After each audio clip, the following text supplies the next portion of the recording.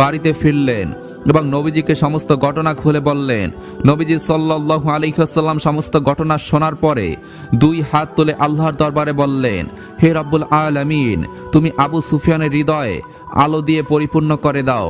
হয়তোবা নবীজির এই দোয়ার বরকতি আবু সুফিয়ান পরবর্তীতে ইসলাম ধর্ম গ্রহণ করেছিলেন। একদিন ফজরের নামাজের পর ফাতেমা রাদিয়াল্লাহু তাআলা আনহা খেয়াল করে দেখলেন তার মা খাদিজা অঝোর ধারায় কাঁদছেন।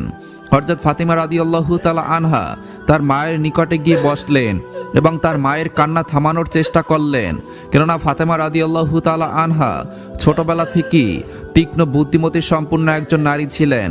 কিন্তু খাদিজা রাদিয়াল্লাহু তাআলা আনহার কান্না যেন কিছুতেই থামছে না।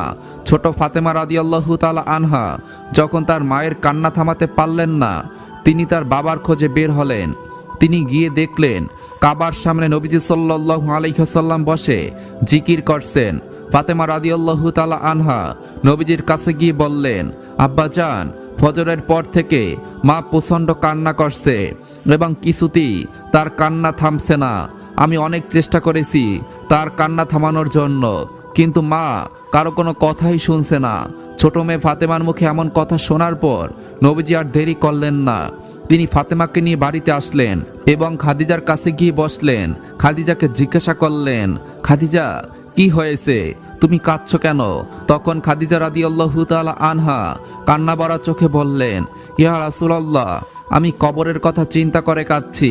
তখন নবীজি সাল্লাল্লাহু আলাইহি ওয়াসাল্লাম বললেন, হে খাদিজা, তুমি চিন্তা করো না, আল্লাহ রব্বুল আলামিন তোমাকে নিজেই সালাম দিয়েছেন।